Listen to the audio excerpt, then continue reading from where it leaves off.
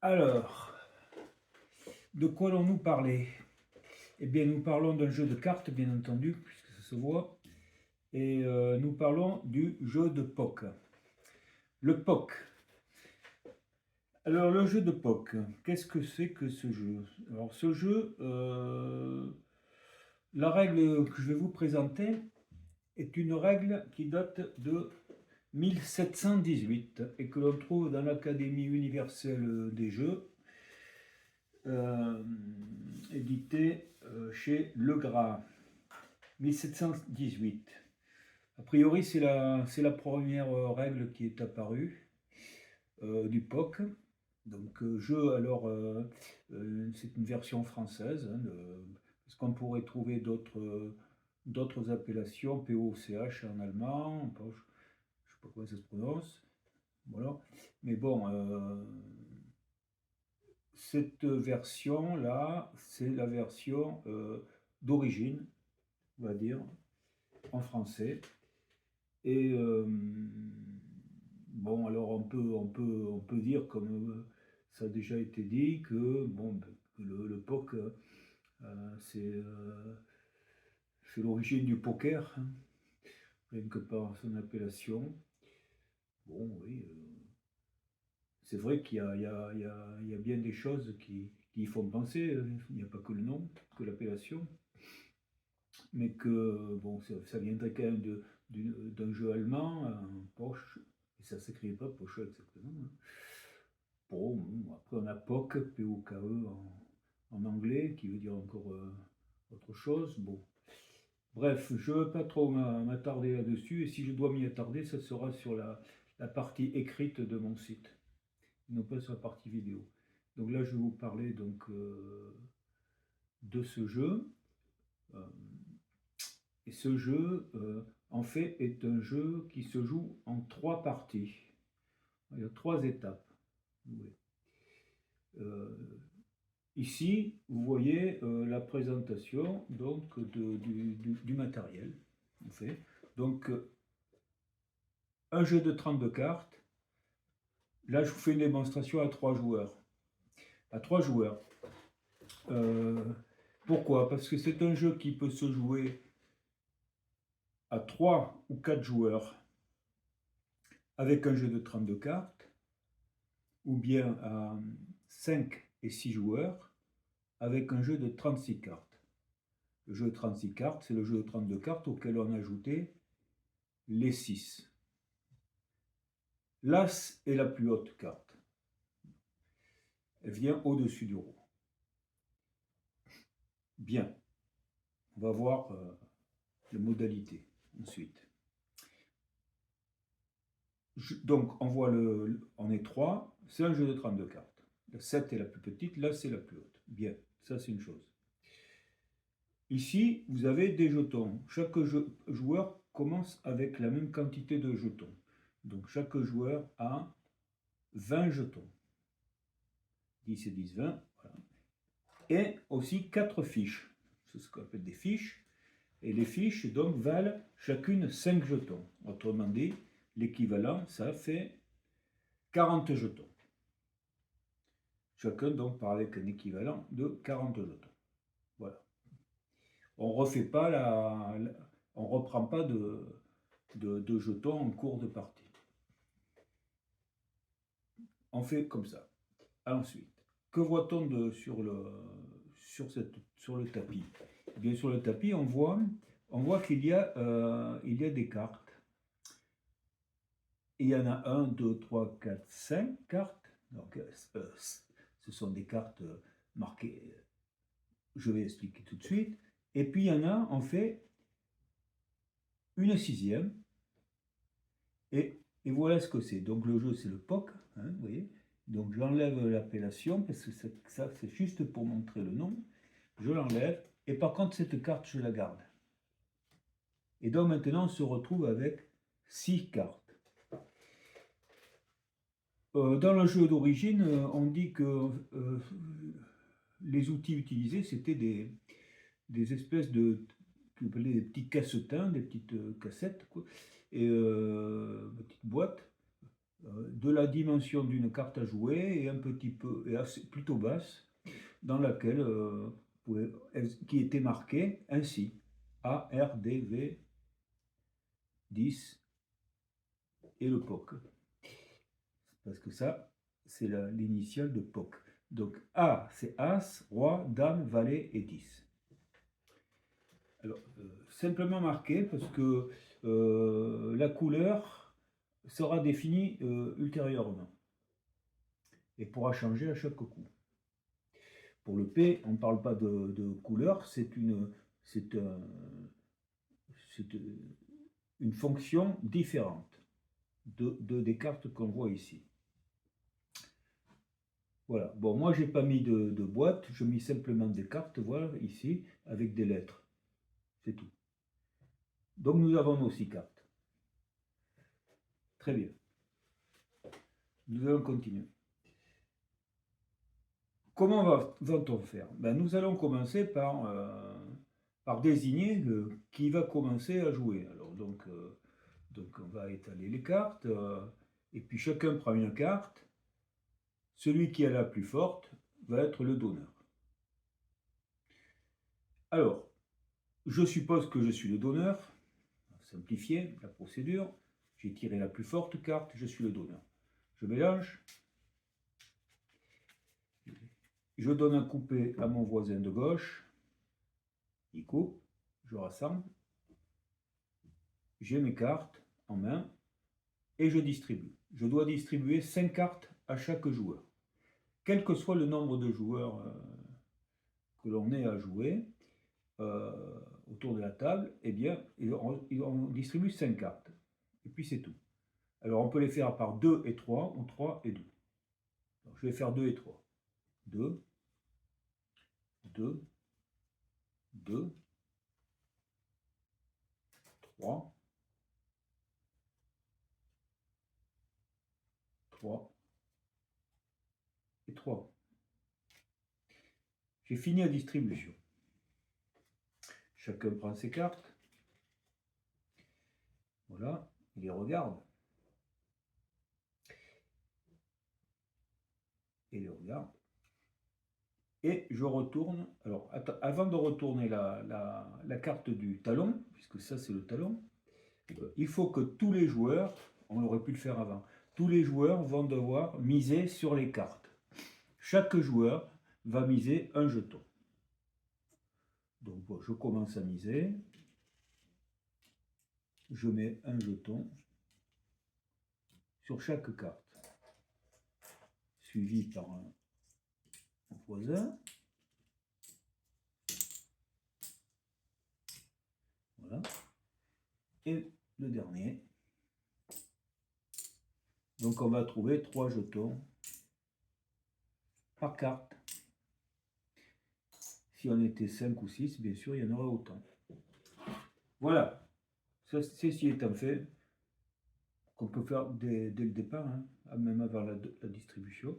À ce moment-là, je tourne la carte du talon, ce qu'on appelle donc la retourne. Je vais le mettre ici. C'est un 8 de trèfle. Alors, très important, donc, parce que ça signifie que les cartes que vous voyez ici, As, Roi, Dame, Valet et 10, sont à trèfle. Voilà. C'est ce qui détermine la couleur des cartes qu'on a étalées ici. Alors, ça veut dire quoi? Ça veut dire que si j'avais retourné un As, un Roi, une Dame, un Valet ou un 10, eh bien,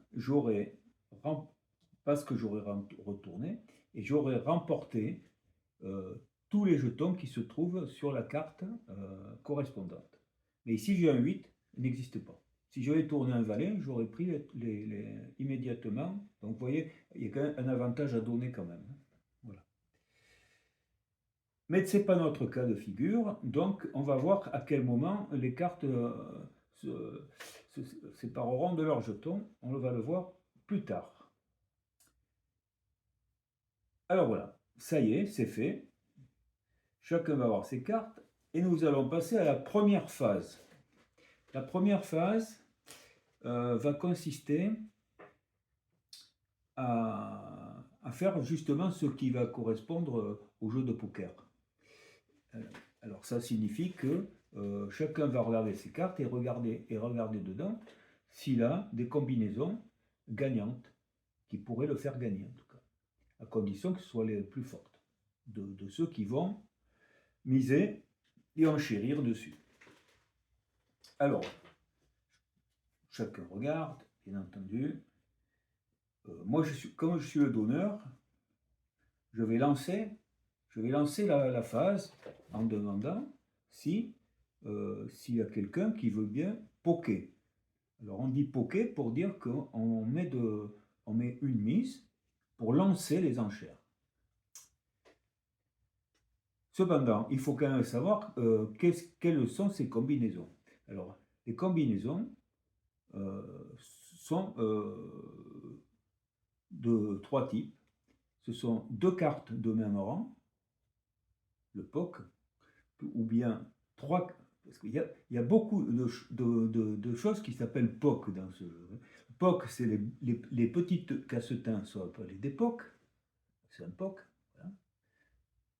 Comme des poches, des POC. Voilà. Ici, donc il y a 1, 2, 3, 4, 5, 6 POC. Voilà.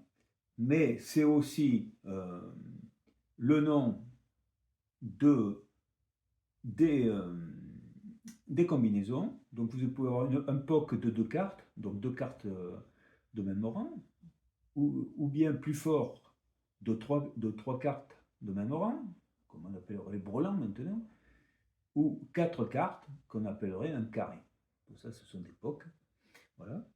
Et il y a un intermédiaire, parce que bon, bien sûr que le POC de 4 vaut plus que le POC de 3, qui vaut plus que le POC de 2.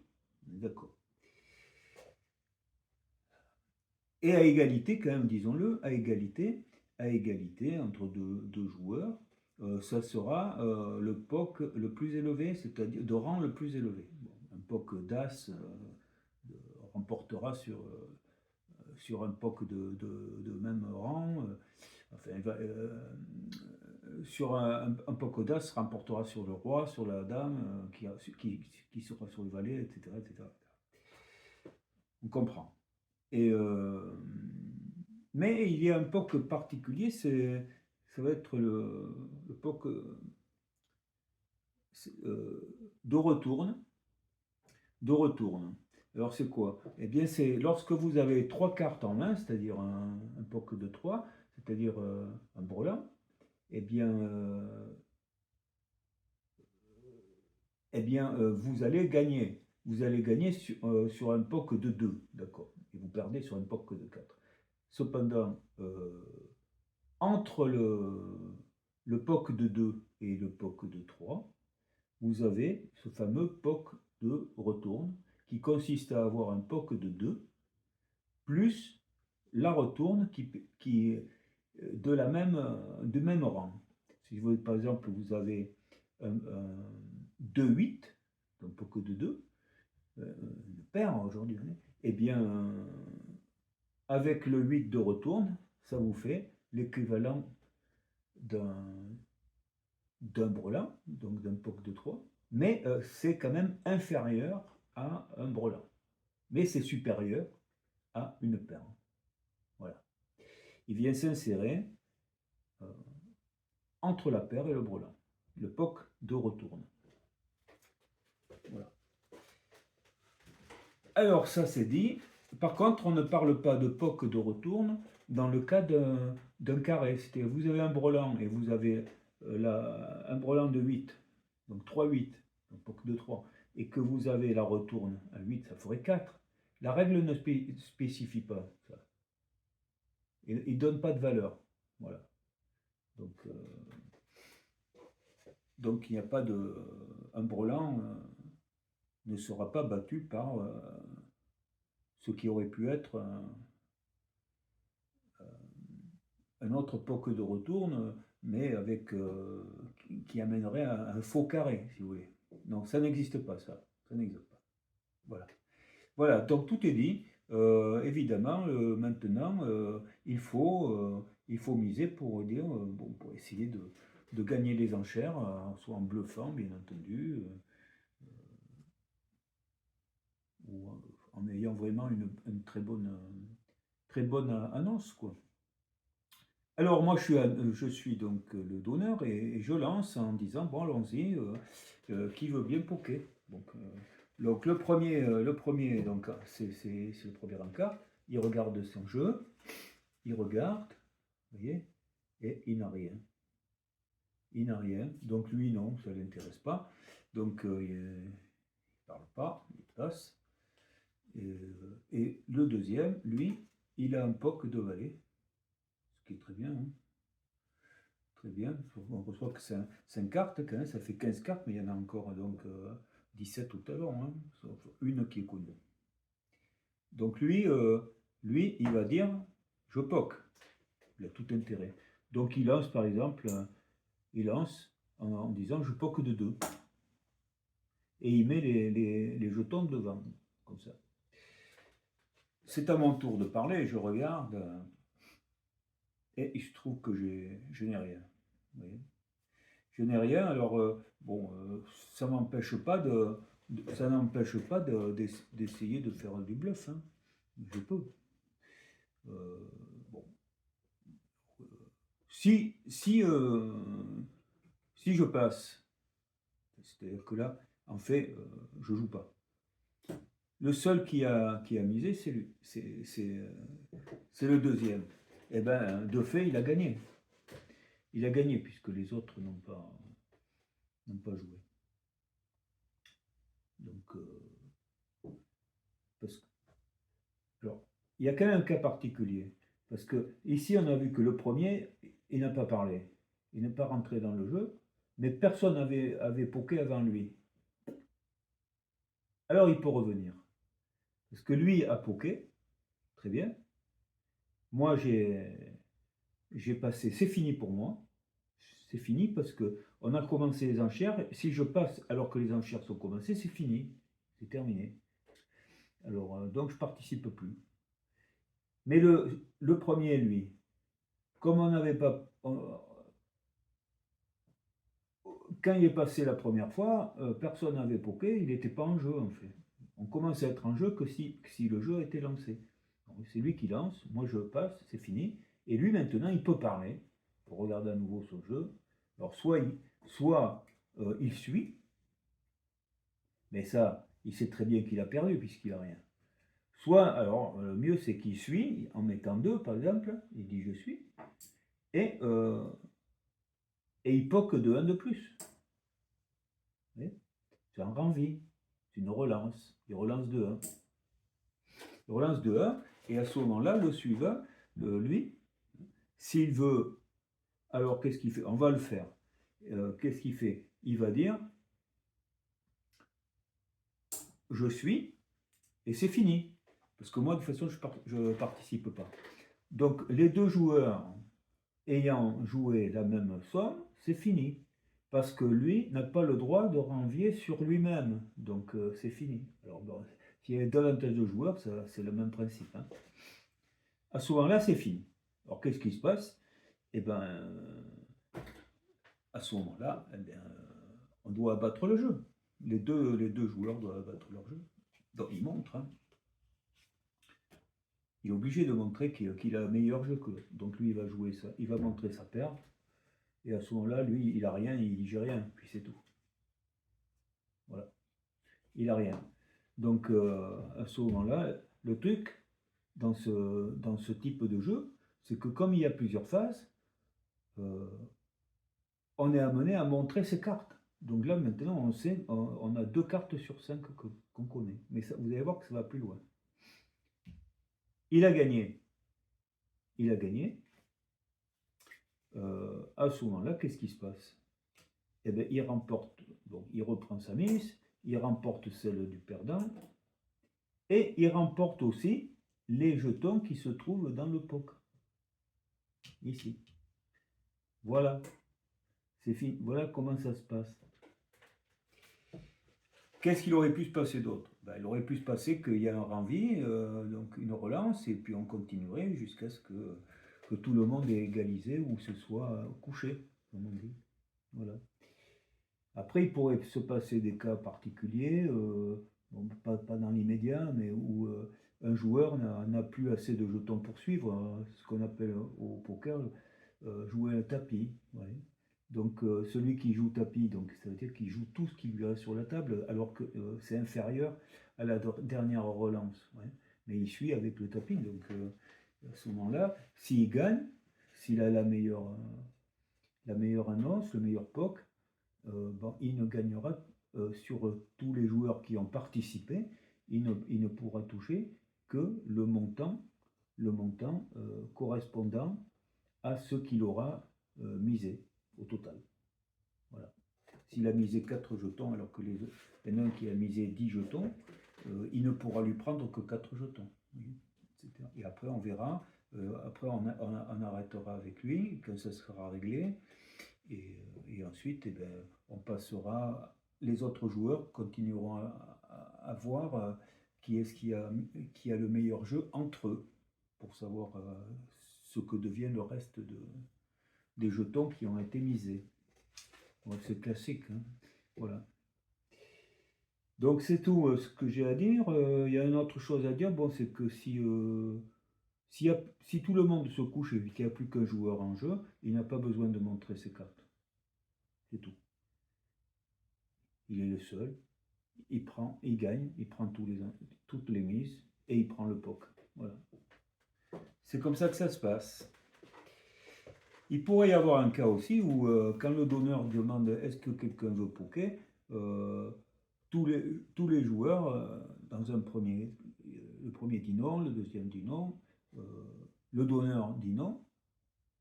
Alors, il est bon à ce moment-là de faire un deuxième tour de confirmation pour confirmer, parce que tout le monde sait que personne ne s'est lancé, peut-être que ça va changer les avis. Donc on refait un tour, et si on fait un deuxième tour, s'il y a quelqu'un qui poke, eh c'est comme à l'habitude. Par contre, si les trois passent à nouveau, alors la phase du poke s'arrête net, et les jetons qui étaient dessus, ils y restent, et il y aura une accumulation de jetons avec le coup suivant. Pour l'instant, c'est comme ça. Voilà. J'ai tout dit. Voilà. Assez simple quand même. Hein. Voilà. Bon, c'est quand même du poker. Hein. C'est du poker. Voilà. Bien, sauf qu'il n'y a que 3 types d'annonces plus une intermédiaire. Mais c'est déjà bien parce que les jeux de renvie, comme on appelait ça, des jeux de relance, d'intimidation de l'époque ou d'avant, se bornaient à un type d'annonce. Voilà, parce que on allait miser sur tel type d'annonce et c'est tout, une seule annonce. Là, on l'a pas. Bon, on a la meilleure dans cette catégorie.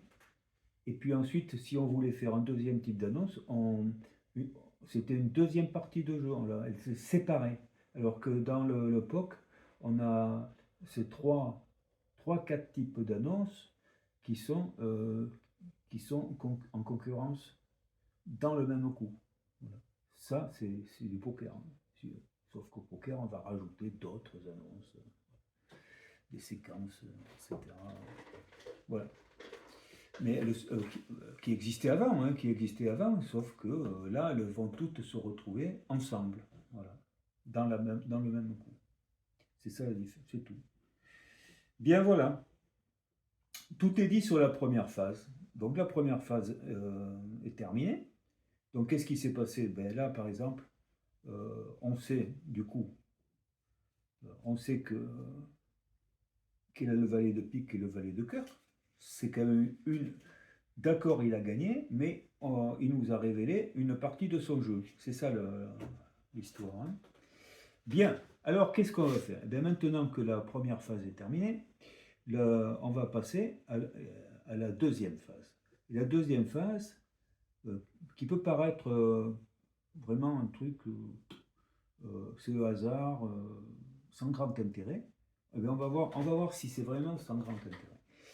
Alors, qu'est-ce qui se passe-t-il? Eh bien, les joueurs reprennent leurs cartes, ou les ont toujours en main, et vont regarder s'ils ont une des cartes ici à trèfle, puisque la couleur a été définie par la retourne. Donc, moi, je regarde, par exemple.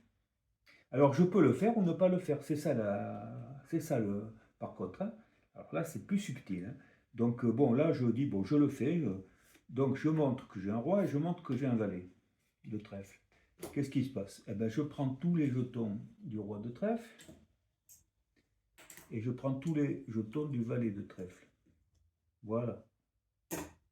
Mais sauf que maintenant, les deux autres joueurs savent que j'ai un roi de trèfle et un valet de trèfle. Alors, d'autant plus que, comme il n'y a plus de jetons, on sait très bien qu'ils sont passés. Si on avait oublié, hein, on sait qu'ils sont passés. On ne se rappelle peut-être pas exactement qui les avait, mais on sait qu'ils sont passés. On sait qu'ils sont dans la main d'un des joueurs, ou de deux joueurs.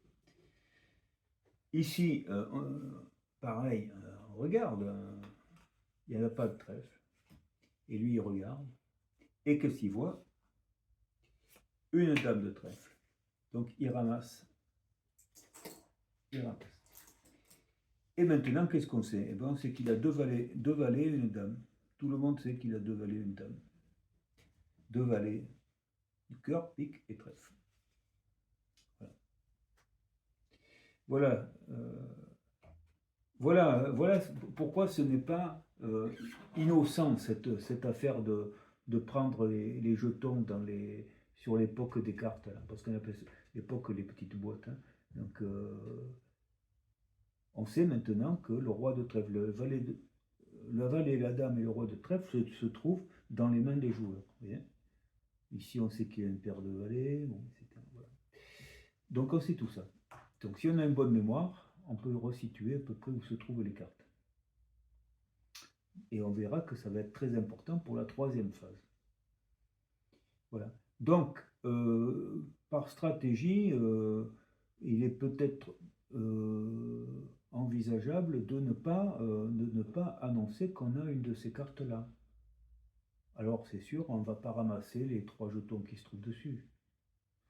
Mais peut-être que ça permettra d'en gagner beaucoup plus derrière. Parce que ça va tromper l'adversaire. Il n'y a pas d'obligation après tout. Voilà. Donc voilà, terminé pour la deuxième phase. Ce sont donc 2 phases qui peuvent être rémunératrices, surtout l'époque, la première. Mais la deuxième, elle est moins rémunératrice, mais elle pourrait l'être, parce que supposons que là vous voyez qu'il y a 2 cartes où les jetons n'ont pas été ramassés, donc ils ne seront pas ramassés sur ce coup. Et comme au coup suivant, on va remiser, il y en aura 6 à ce moment-là, 3, 3, 3, 6 et 3. Donc là, ça donnera à réfléchir si on a le 10 de la carte qui retourne. Peut-être que là, on se dira, je préfère prendre les 6, hein, j'assure. Hein, voilà. Même si je révèle mon jeu. C'est différent. Et puis si ça restait encore, ça passerait à 9, etc. Hein, voilà. Vous voyez. Et alors là, parce qu'on n'est que 3, hein, si on est 5 ou 6, même si c'est avec... À 6, c'est un jeu de 36 cartes, on a dit. Si on joue à 5 ou à 6, on ne joue pas avec 32 cartes, on joue avec 36 cartes. Hein. 36 cartes, donc c'est-à-dire qu'on rajoute les 6. Là, c'est toujours la plus forte. Bon. Mais là, on est avec 32 cartes. Bon, très bien. Ces cartes-là, elles ne seront jamais utilisées. Hein. Elles sont là, on ne les voit pas. C'est comme ça. Il y a une chose que je ne vous ai pas dit au niveau du POC quand même, parce que ça me vient tout de suite à l'idée. Bon, si un joueur a un brelan qui soit de retourne, avec la retourne, fait avec une paire plus la retourne, ou un brelan, bon, si vous voulez, le brelan, ça sera celui qui a la hauteur la plus élevée, ça je le dis. Hein. Brelan d'As, c'est supérieur au brelan de roi, etc. On est d'accord. Bon, le brelan de retour, c'est particulier. Alors, le carré, c'est facile, c'est pareil, hein, c'est le rang qui compte. C'est simple. Mais la paire, lorsqu'on a un POC de 2, si lui il avait 2 valets, mais un autre peut avoir aussi 2 valets. Oui. Alors à ce moment-là, qui est-ce qui gagne? Puisque c'est la même hauteur de paire. Est-ce qu'on partage? Alors, c'est pas très spécifié, c'est pas vraiment spécifié, mais ce que je pense qui est le meilleur, le plus simple, c'est que de dire que celui qui a euh, le valet de la couleur de la retourne, dans le cas des valets, ça pourrait être une autre carte, il a une paire où il y a une carte qui est de la couleur de la retourne, à égalité, c'est cette paire qui est gagnante. Voilà, comme ça, c'est clair, c'est net, c'est précis. Il n'y a pas d'histoire. Je sais pas, c'est ce qu'il y a de mieux à faire. Voilà. Valorise la retourne. Quelqu'un qui aurait 2 paires, est-ce qu'il serait gagnant sur quelqu'un qui n'a qu'une paire? Non, non, non, non. Il n'y a qu'une paire qui compte, c'est la plus haute. C'est tout. Voilà. C'est tout ce qu'on peut dire. Donc voilà, j'ai fini sur ce retour sur le POC. On a fini pour les cartes qui sont affichées ici.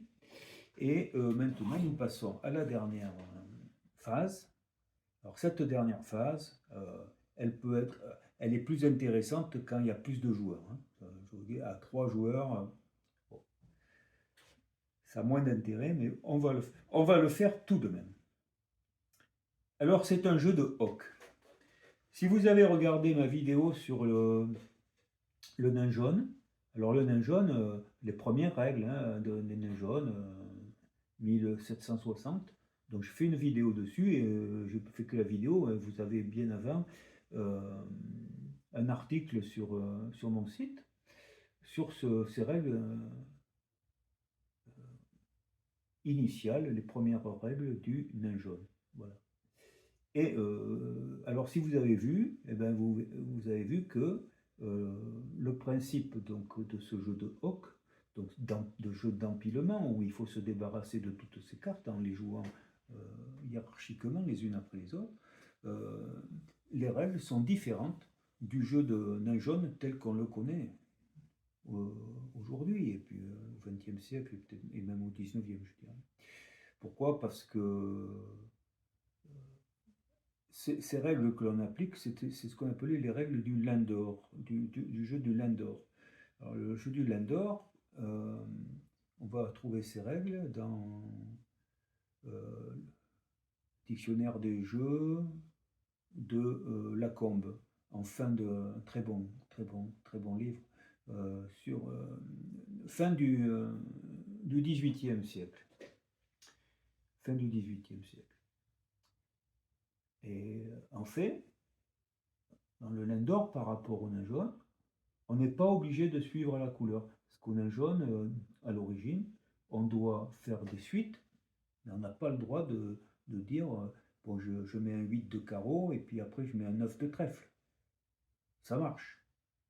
C'est comme ça. Et c'est comme ça qu'on pratique aujourd'hui, c'est le nain d'or de Lacombe. Mais par contre, au nain jaune d'origine, on doit suivre, si on met un 8 de carreau, derrière on mettra un 9 de carreau. Autrement dit 109. Voilà. On n'a pas de 9. C'est beaucoup plus pointu. Bien. Pourquoi j'en arrive là? J'en arrive là parce que le nain jaune d'origine, 1860, eh bien, il suit, dans cette procédure, il suit exactement les règles du POC, que je vais vous montrer tout de suite, de la troisième phase du POC. C'est-à-dire au POC, vous devez toujours suivre, mettre des cartes de la même couleur, autrement vous dites 100, etc. La seule carte qui va faire hoc, c'est-à-dire celle qui va permettre de changer carrément de suite, ou faire un saut quelconque, vous choisirez ce que vous voudrez après, c'est ça un hoc, hein, qui fera systématiquement, c'est-à-dire ça sera le hoc de fin de suite, et à ce jeu, c'est l'as, hein, c'est l'as qui est le plus haut. au POC, hein, c'est l'as qui est le plus haut. C'est pas le roi. Quand on joue avec un jeu de 32 cartes ou 36 cartes, là c'est devant, est en tête. Voilà. Donc quand vous arrivez à l'as, c'est la fin de suite. À ce moment-là, quand vous posez un as, vous dites hoc, et puis vous jouez ce que vous voulez derrière pour recommencer une autre suite, si vous pouvez. Autrement, en tout cas, vous mettez une carte. Très bien, c'est ça. Et puis l'autre type de hoc, c'est le classique, c'est le hoc accidentel, c'est-à-dire qu'à un moment donné, vous commencez une suite et puis vous ne pouvez pas la continuer, et vous dites 100, alors mais il vous manque vous avez joué le 8 de cœur, il vous manque le 9 de cœur, vous dites 109, vous voyez. Et si tout le monde dit aussi 109, quand ça revient à vous, vous dites hoc, parce qu'à ce moment-là, la dernière carte qui a été posée que personne ne peut mettre, eh bien, ça devient hoc pour vous et vous allez pouvoir attaquer une nouvelle suite là où vous voulez, comme après un as. Voilà. Vous voyez, il n'y a que deux types de hoc, le hoc accidentel et le hoc de fin de suite. Alors qu'on est jaune, l'Endor c'est pareil. Il y a aussi des belles cartes comme ça, mais c'est des cartes qui ont déjà des couleurs qui sont affichées. Et quand vous tombez dessus, au nain jaune d'origine, hein, je dis bien, à ce moment-là, ce sont aussi des hocs. Quand vous la posez, vous pouvez ensuite repartir sur autre chose. C'est très particulier, je vous invite à regarder les règles du nain jaune d'origine, qui sont très différentes des règles du nain jaune d'aujourd'hui, c'est-à-dire du Lendo. Bon, allez, ça c'était pour vous montrer qu'il y avait des liens entre les jeux. Mais le POC vient avant. Le POC va avant le nain jaune d'origine qui vient avant le Lendor. D'accord. Mais le Lendor, on l'appelle plus le Lendor, on l'appelle le nain jaune tout simplement. Voilà, mais on joue avec les règles du Lendor.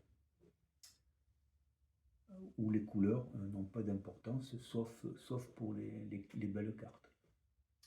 Voilà, allez, fais cette diversion très importante quand même, hein, et pour l'histoire. Et je vais vous parler, nous allons faire plutôt la troisième phase. Donc j'ai donné, et donc je lance le jeu pour la troisième phase, et le premier en carte va prendre ses cartes et va choisir qu'est-ce qu'il va jouer. Alors, vous voyez, qu'est-ce qu'il peut faire?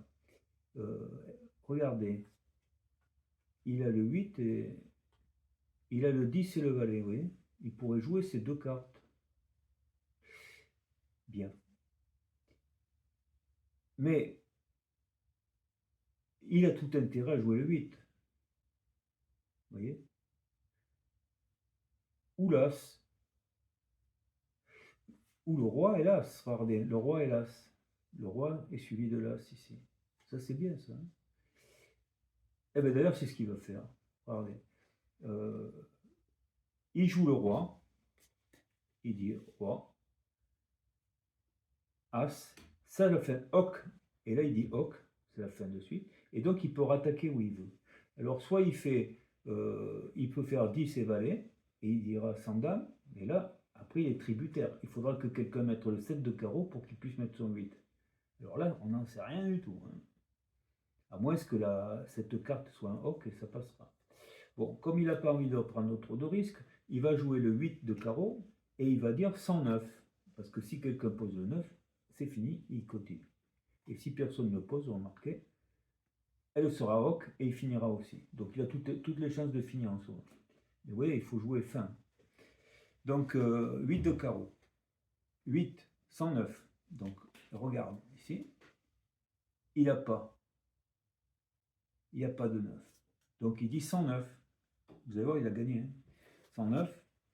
Lui, il regarde. Eh bien, il n'a pas. Ça serait au nain jaune moderne, au Lendor, il mettrait ce 9 là, mais il n'a pas le droit. Donc il dit 109. Vous voyez?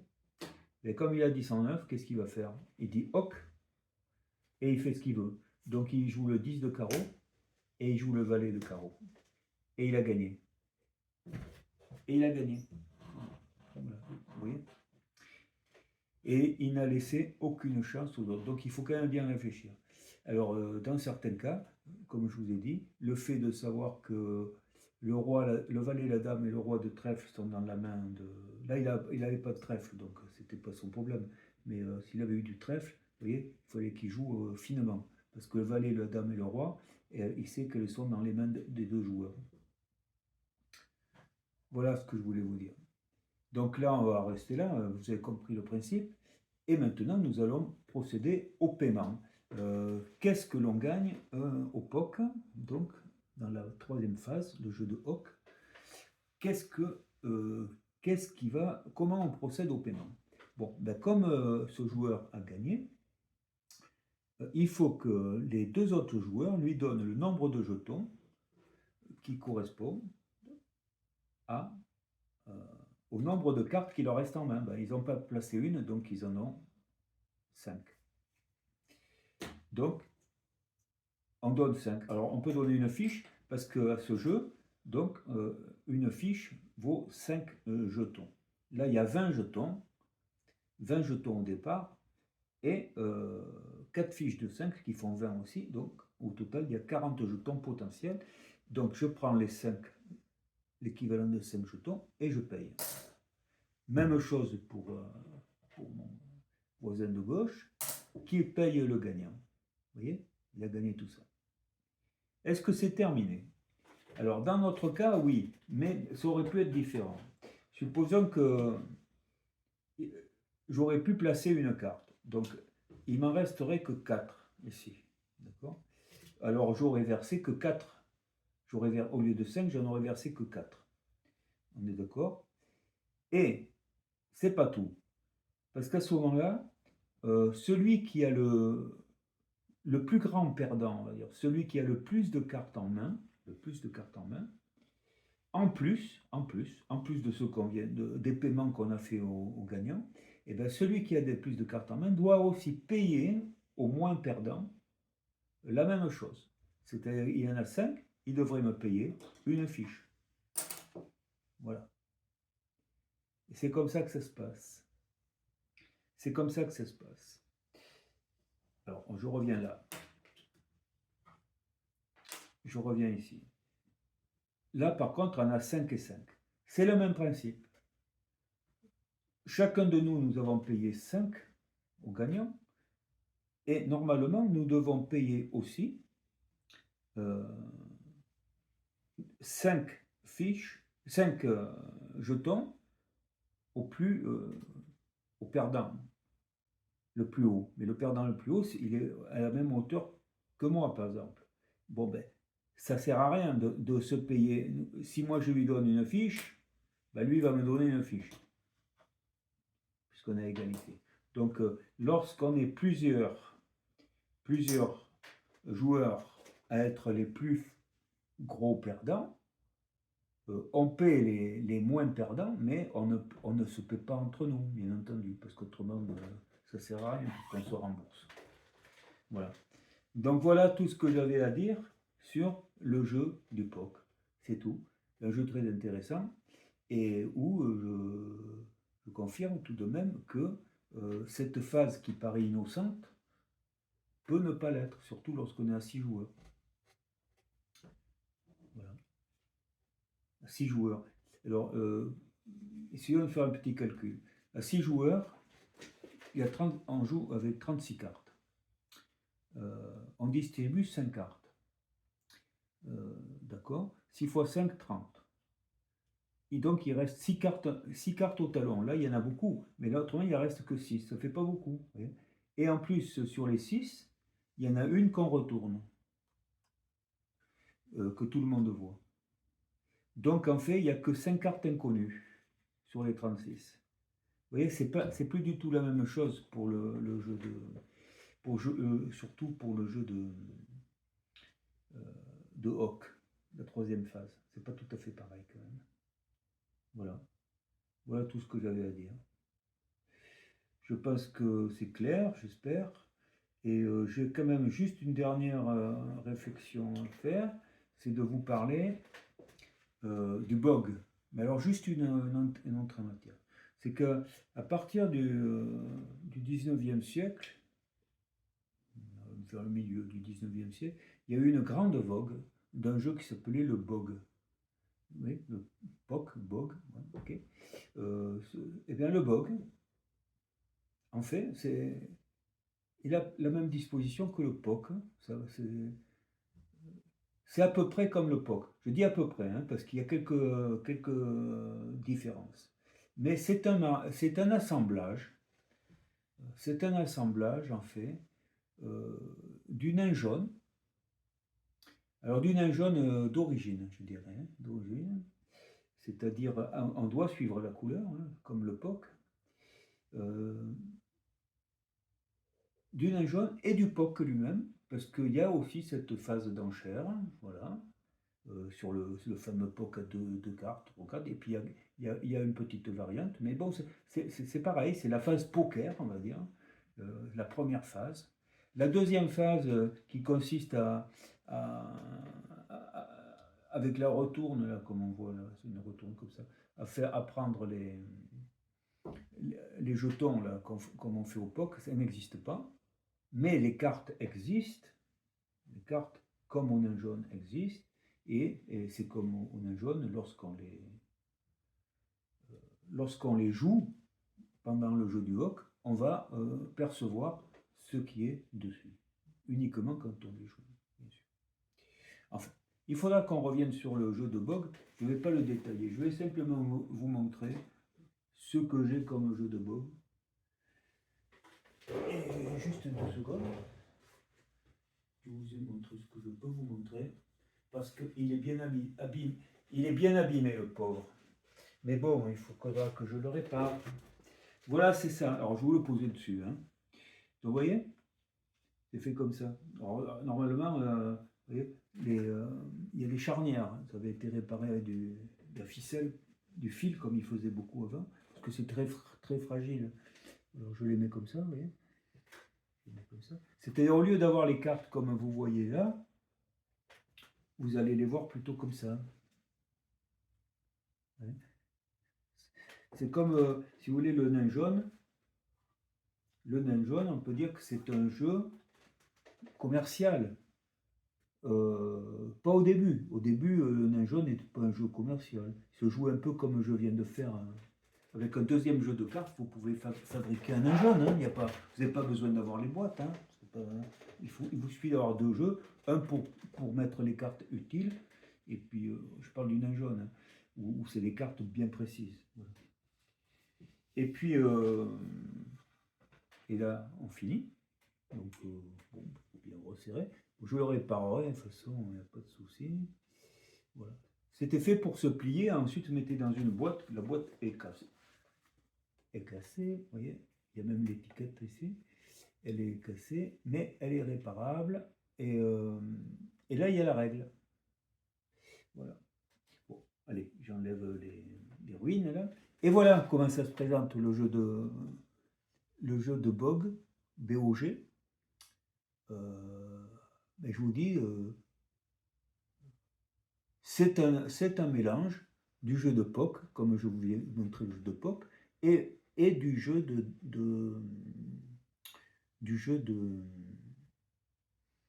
du nain jaune de 1760, la première version. C'est un assemblage de ces 2 jeux-là. Voilà, c'est comme ça que ça se présente. Donc vous avez les fameuses belles cartes, là, vous retrouvez, hein, regardez, bon, je ne l'ai pas mis dans l'ordre, mais 10 valet, dame, roi et as. Sauf qu'au POC, c'est suivant la couleur de la retourne, alors que là, les couleurs sont définies. Et vous avez cette case ici, qui n'est pas innocente, parce que c'est celle qui correspondait au P de POC, qui se trouve ici, vous voyez.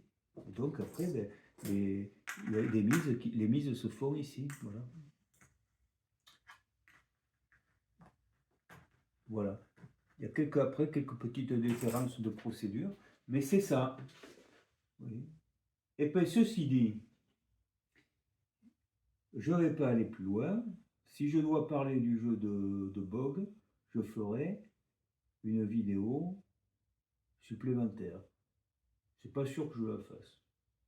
Parce que moi, ce qui m'intéresse, c'est quand même les jeux les plus éloignés. Et donc, c'est 1718.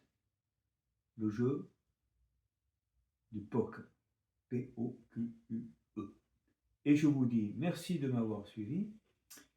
Merci de vous abonner pour faire bien connaître, montrer que les vidéos plaisent, suivent. J'espère qu'elles plaisent en tout cas. Hein, et de sorte que on puisse avoir encore plus et encore plus de joueurs attirés par intéressés, fortement intéressés, je dirais. Parce qu'il faut quand même être un petit peu passionné quand même pour ces jeux-là. Hein. Et puis voilà, ça permet d'en avoir toujours plus.